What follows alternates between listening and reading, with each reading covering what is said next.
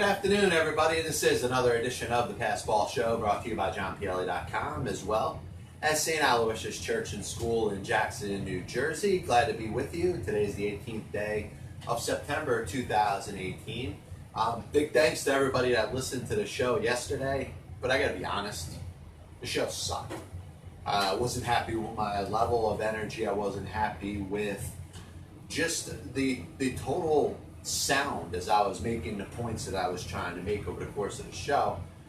The delivery was fine, the topics were fine, but I wasn't happy at all with the way things sounded. You didn't hear the energy, you didn't hear the pizzazz, you didn't hear the fact that I'm fired up to be doing something that I love so much. So for anybody that listened to the show, trust me, I appreciate everybody that tunes in every single one of the shows. I wasn't happy with my performance yesterday. It was a terrible job. It sucked. And I look forward to redeeming myself today. There's a couple different topics we're going to get into today. We're going to kind of stay away from the typical, hey, break down baseball, break down football.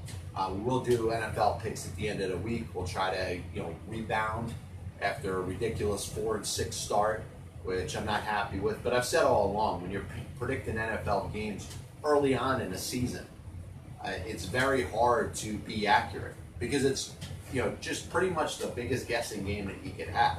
At least when you get into the season a little bit, when the time goes by and teams start to identify, whether they're going to be dominant or they're going to be a little half-ass, or week in and week out, you're not going to really be able to predict it. At least when you're calling games, hey, this is a game I can stay away from because there's two Jekyll and Hyde teams that you don't really know what to expect out of.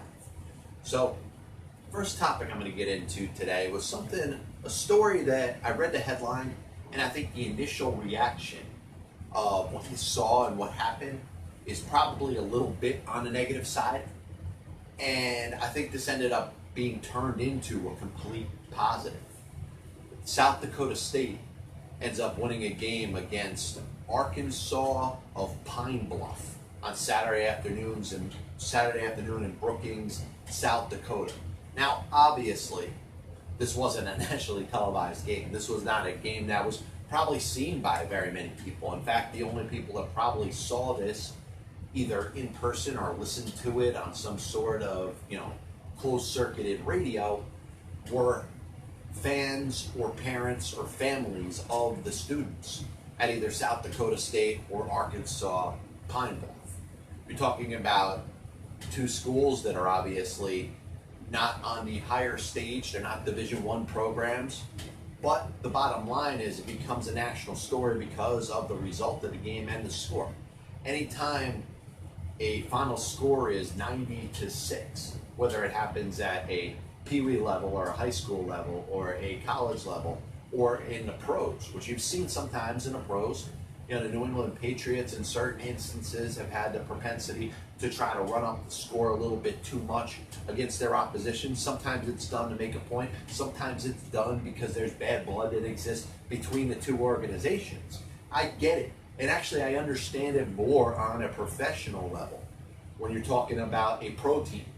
When, there are some issues that are going on between the two teams. The teams don't like each other. In fact, in professional sports, it really shouldn't matter what sport it is. You really shouldn't like your opposition.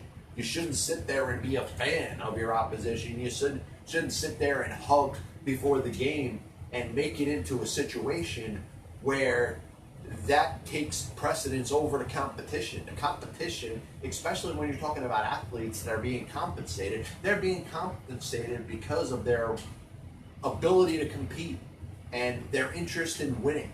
And their interest in defeating their opposition, and in some cases probably doing everything that they need to do to make sure that they come out on top.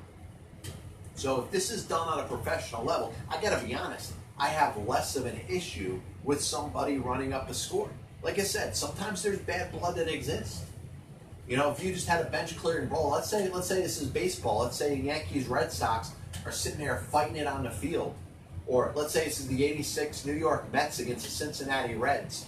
Ray Knight just decked Derek Davis and players from all teams, for the exception of George Foster, which obviously I don't want to take this too far out of the context of what I'm talking about. But you got players on both teams that at that moment absolutely hate each other. There's going to be bad blood that's going to exist in the future. So over the course of maybe another game in that series, if the Reds are up 8-1, I wouldn't mind it so much if, let's say a Pete Rose goes in and steals second base. Or if it's the Mets and there's bad blood that exists, Darryl Strawberry stealing third base with the team up 12-2. That's part of the passion of the competition that you see in the world of sports. And I think that should be accepted and tolerated at a professional level. But when you're talking about college, when you're talking about high school, when you're talking about certainly much younger in prep leagues and, the Pop Warner level in football, it's something that should be frowned upon. So this story comes out, and obviously it wouldn't be a story if it wasn't for the results of the game. This South Dakota State team was up 49-6 at halftime, scored 21 points in the third quarter, another 20 in the fourth, and the result of the game becomes 90-6. Now, I would totally understand if I was the coach or the players or the supporters of Arkansas Pine Bluff, if I was pissed off, if I was upset, if I was really, just disappointed in the way that South Dakota State ran up the score, because they didn't have to. Before halftime, it was pretty obvious what the results of the game was going to be. At 49-6 at the half, you could probably say, hey, we probably scored enough. Let's tone it down a little bit. Let's play our, lesser experienced players. Maybe you got somebody that is never going to dress, is dressed for the game, but there's a very unlikeliness that you're ever going to go to that player. Maybe give them a chance to play. Maybe you let somebody quarterback that you weren't going to think you're ever going to take a look at. All these things are possibilities when a game gets out of hand like this. And the most important thing is you think about your best players or your leading players, the players that are the reason that you're up 49-6 at halftime. Sometimes it's the opposition, but even in cases where it is, the best players on your team are stepping their foot forward and they're standing out. So you might want to give them a little bit of a rest. You might want to take a look at somebody else. And obviously you're talking about, a Division II or Division III school in college. So you're talking about, opportunity that should exist for other players to get a chance to play. So, I understand if you're on the outside and you say, I can't believe a coach and a team would allow for a score to get out of hand like that at 90-6. And obviously, if you're down, if you're Arkansas Pine Bluff and things aren't going right for you, you probably have conceded the fact that you might not be able to stop this team offensively. So, the coach, and his name is John Stiegelmeier, he publicly apologizes for running up the score in this game. Now, you would expect to hear that from a coach. And especially in a coach where, in a situation where you're not talking about a big name school. This isn't Ohio State and Urban Meyer. This isn't, what's his name over at, Alabama. This isn't Nick Saban, discussing after a 90-6 win and apologizing. If it was one of those big-time coaches at a big-time school, I'd understand more of the backlash. But when I saw this story, I wanted to hear the guy out. And I wanted to listen. First, I listened to what he had to say. And obviously, I have the quotes in front of me of exactly how he felt about the situation. He says, I'm disappointed in how I managed the game. I should have slowed it down earlier in the game. I should have taken all the passes out. I should have been more respectful to our opponent. I apologize to Arkansas Pine Bluff and Coach Thomas. I'm excited about the young guys who were in there and made plays, were given the opportunity. So you have to balance that. I think I could have been a better head football coach tonight. Now, first of all, that couldn't have been said any better by anybody. And if you actually listen to the man speak, he sounds very appreciative of what's happened, but you could see the sincerity in his voice. And if you put those quotes out there, there is certainly sincerity to those points that he made. You know, he could have said, hey, you know what, maybe I should have changed some things.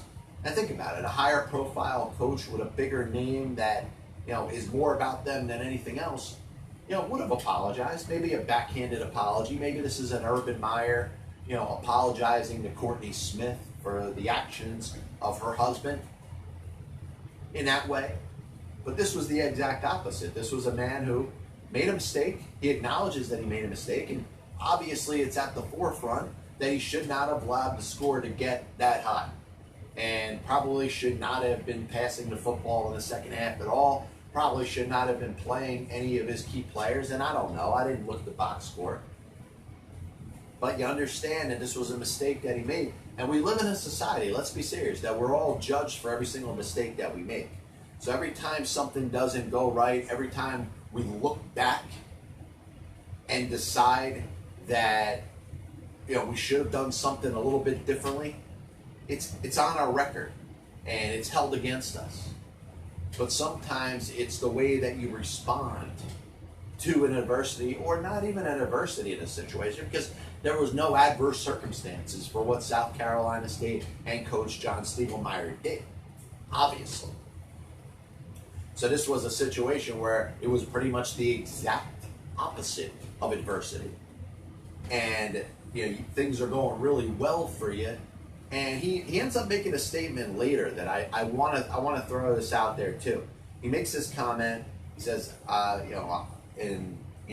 to make the long story short, I want us all to learn about being a good sport, being a good sportsman, being and honoring your opponent. There's the competition. We balance that. Honestly, I've never been in a situation like this. I learned a little bit more. We should have went turtle earlier and slowed the game down. And like I said, not throwing the ball. We threw 2 big screens behind the line of scrimmage that went for touchdowns. I just know this. I don't feel as good about the win as I should because of what happened. So this is, once again, sincerity. This is a guy that is acknowledging that not only did he make a mistake, not only was his handling of this game incorrect, but it took away from what would have been considered a great victory, a fun victory, a time where the coach gets a chance to spend time in the locker room with the players that ended up, leading the team to such a big victory. That was all taken away because of what had happened, and the coach acknowledges this. So in a society that we live in right now, where we're so critical, and we want to, go after John Stiegelmeier if you want to, and say that he did a terrible job, and that should be the forefront of the story. Whether it's CBS Sports or ESPN wants to put up the big hot headline, coach apologizes after running up the score. That's not the story that this was really about. This was a bad circumstance. This was a big mistake that the coach made, but in the way that he handled it should be a message for a lot of young kids out there, for a lot of other coaches. And this is in no way, making it something about running up a score or saying that you should do that. But if you do something wrong, the quickest response to it is acknowledging that you made a mistake and acknowledging what that mistake means to you. And that's exactly what this coach did. So I think he did a great job. Obviously didn't do a good job in running the game. He lets the score get out of hand, not just to a point where it's a lopsided victory, but it becomes national headlines. But he handled this situation the best way he could have possibly done it. And for that, he gets respect in my book. I don't think this is a story where it should be focused on the 90-6 score. It should be focused more on the lesson that the coach learned from making a mistake in the way he handled it. And it's probably going to make him a better man. It's probably going to make his team a better team going forward. To learn that lesson and say, hey, if they're fortunate enough to be in a situation like that once again, they should handle it a little bit different. And they will. And you feel pretty confident that South Dakota State, listen, they may be a juggernaut. They may be a very good football team. The Arkansas Pine Bluff team just might be that bad. So this may be the only situation that they're ever in that they're, up by so much in a game because their opponent was just that bad? I don't know. I didn't do, some real hard game analysis. I didn't do a preview of this game.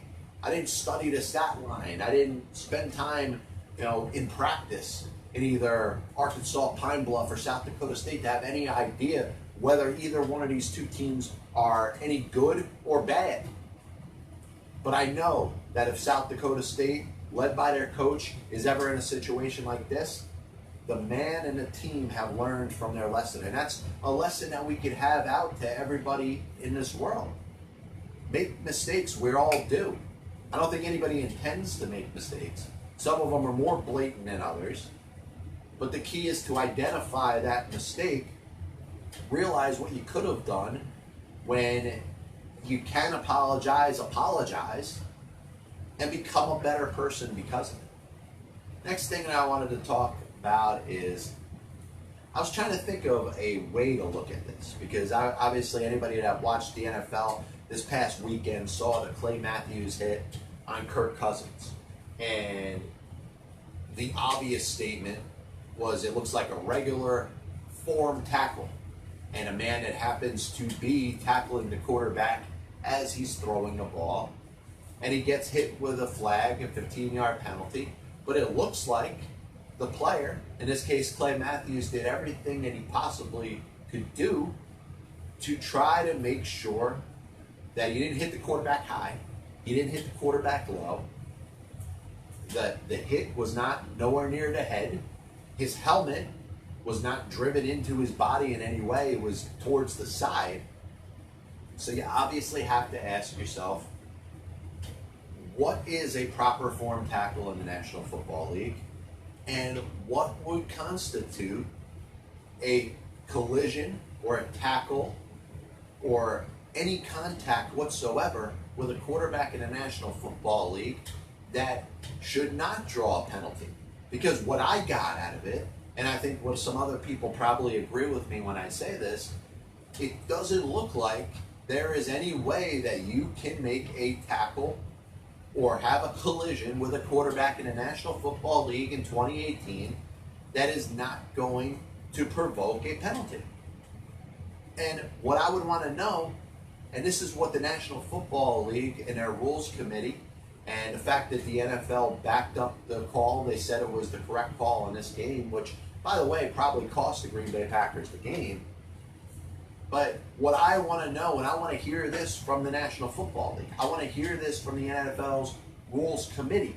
I want to know exactly what a proper form tackle or a collision with a quarterback should look like. I want to see it. I want to see it done in a demonstration.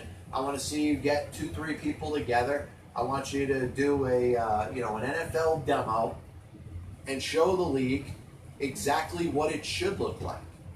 Because it seems like you put your hand on the quarterback and it's a 15-yard penalty. And it shouldn't be that way. But if you want to go extreme to it, if you don't want to show the defensive players in the National Football League, which we all know they're in a situation where they are, against a lot to begin with. It's an offensive-minded game. People want to see as many points scored as possible. There's gambling that's done on it. Fantasy football is, probably one of the number one forms of betting that exists in the entire country. So people want to see points. They want to see more yards. They want to see lengthier plays, more scores. So we all know that everything favors the offense to begin with. But at some point, you have to define from the defensive player standpoint exactly what it is that they can do and what they can't do. We know that you almost can't touch somebody with your helmet when you're tackling. You can't hit somebody too high. You can't hit somebody too low. And it's almost at a point where you cannot make any sort of contact with the quarterback. And obviously the quarterbacks are going to do everything they can to take advantage of it. You see in the NBA and you see in soccer with the flops, the slightest little bit of contact and the player falls down. Obviously you're going to see this happen a lot more in the National Football League. The Tom Brady's, the Aaron Rodgers, the smarter quarterbacks in the National Football League are going to do everything they can to draw the penalty. An extra 15 yards is an extra 15 yards, regardless of where you are on the field. So you got obviously the pass interference rules, which seem to clearly favor the offensive play. What do you do if you're a defensive player that wants to make a stop? If you're a defensive lineman and you have a clear path to the quarterback, and the quarterback isn't just going to go down, what do you do? So you're looking at the possibility, and once again, the NFL has to answer here. The NFL is the one that has to define exactly what a proper tackle is on a National Football League quarterback. And if they don't do this, they might as well make a statement and say that it's time to outlaw any sort of contact with the quarterback. So the issue that I have with this is an issue that many people have with this. And I think it's time that the National Football League addresses, the elephant in the room. Is it time to say that quarterbacks, if they're standing in a position, cannot be tackled? Can we make it two-hand touch for a quarterback? And you have to make sure that this goes both ways. This can't just benefit the quarterback from their safety, but if a defensive lineman breaks free from an offensive lineman and gets to the quarterback and touches the quarterback, that quarterback should be ruled down. And if they're not, then they have to address exactly what it is that a tackle is. So last topic I wanted to get into today, and this is the deepest topic of the day, the segment and the part of the show that we like to call Nobody's Listening. And obviously I thank everybody that always tunes into the Pass Ball Show. But I understand we've progressed. We're probably about 20 or so minutes in. We've hit the home stretch of what we consider to be the last part of the show. And this is where I like to rant about things that I think are inaccurate when it comes to society. And once again, this is called Nobody's Listening. And it's called Nobody's Listening for a reason. So there's a story out there, and I give the guy credit. Anytime somebody that, feels that they're in a spot where they're unable to identify exactly who it is that they are, should be credited when they decide to make a statement like Taj Fujikawa did.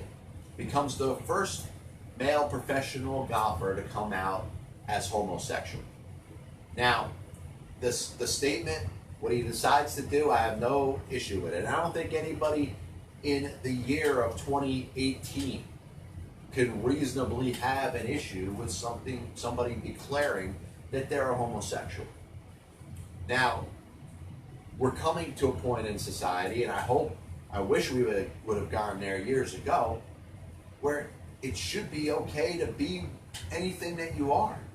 Whether it's something that when somebody looks at you, they notice the difference right away, or it's something that you have to declare to be. We're in a society where everybody should be treated the same. Now, I'm going to look at what Tad Fujikawa decided to do and compare that to something that happened with a Major League Baseball umpire just a couple of years ago. And for those that don't know, and there's probably a lot of people that don't know, that former Major League umpire Dale Scott was gay.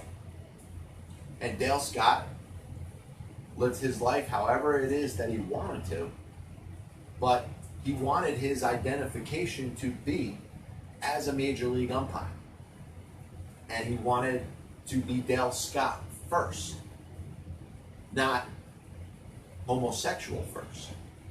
And I think this is a big problem that we have in society. Part of it is the prejudging notions that many people have when they look at somebody to say you have to belong to this sort of group. And I've said all along, and this is one of the couple things that I'd want to be spoken about me when I'm on the other side and my life has ended on this earth. I am male, but I'm John Pielli first. I have white skin, but I'm John Pielli first. I'm heterosexual, but I'm John Pielli first. I'm a Catholic, but I'm John Pielli first. The problem that we have in society is it seems like a lot of people want to identify themselves on what their difference is or what their category or their group is. Now, I understand in a lot of cases there's prejudice that goes on that put people in certain groups when they shouldn't be. But the focus should be more on the identity of the individual. We live in a society where everybody is supposed to be equal. Everybody has equal opportunity. Now, we could dispute that. That could be for another discussion. I'm totally okay with that. But the bottom line is that we all have differences.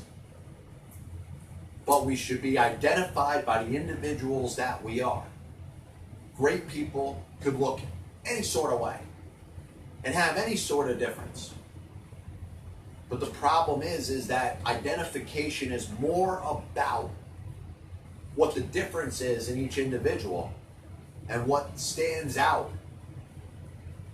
more about that individual than what they are. And you could be a good or a bad person, but it should be judged based off of who you are, not what you look like, not what your difference is, not what society wants to categorize you as. And I feel a lot better now that I got that off my chest. A little bit of a recap of the show today. We opened up by talking about the South Dakota State Arkansas Pine Bluff game. Obviously, on a Tuesday at 1 o'clock in the afternoon Eastern time, probably isn't something that would normally be discussed, but a 90-6 score, and the coach finding some way that afterwards to learn from his mistake and actually turn it into more of a positive than a negative is what stood out to me. You got the Clay Matthews hit, and once again, I don't want to have regular discussion about the same old points that are spoken about on talk radio and talk TV, and the talking heads just say the same things over and over again. The Clay Matthews hit should lead to one of two things in the National Football League. Number one, the National Football League should be put to the forefront and have to identify exactly what a legal and correct tackle of a quarterback should be. Make a video of it, show it to everybody that plays defense in the National Football League, and say this is the exact way that it should be done. And if it's not done this way, it'll be a penalty. And if the National Football League does not want to do that, maybe it's time to just outlaw any sort of contact with the quarterback. Now, it has to work both ways. You could turn it into a touch situation, and once a quarterback that's in a position looking to throw is touched, they are down. And any contact or tackle to the quarterback will be a penalty. If you want to do it that way, you have to be exactly specific about the way you're going to have the rules interpreted going forward. Finally, Taj Fujikawa announces that he is gay. He is the first professional golfer to announce that he is gay. I hope he wants to be identified more as Taj Fujikawa, as opposed to just being gay. If he's a professional golfer, you would hope that he would want to be the most successful professional golfer. And I understand society doesn't make it easy for everybody because we're always trying to point at each other's differences. But if we ask society to judge everybody equally and not make it about what the differences are, even in cases when they're thrown in front of our faces, we should ask people to not want to be identified by what their difference is. They should want to be identified by who they are as an individual. Thank you, everybody, for tuning in. This is the Pass Ball Show, brought to you by johnpielli.com. I want to close the show by talking a little bit about my website. We got some things updated. We are now on iTunes and Google Play. So if you have a mobile device, any sort of smartphone, please go and subscribe to my channel, or download my podcast. It's available. We're going to be on pretty much 5 days a week from here on forward. You can listen to an old show. Every show's got a description of exactly what topics are talked about. So if you find something that interests you, I just suggest you go and you listen to it. Keep the comments going. Let me know what you feel, whether it's positive or negative. If you listened to my show yesterday and you agreed with me that I freaking sucked, I hope that you go out there and tell me that, because I noticed it. I hope you as the listener noticed it as well. But obviously check the website. You can check any one of my 360 so shows that I've done over the last 8 years. We'll be back with you tomorrow. Once again, it's the Pass Ball Show, brought to you by Pielli.com, as well as St. Aloysius Church and School in Jackson, New Jersey. God bless you, and as always, I'll see you on the other side.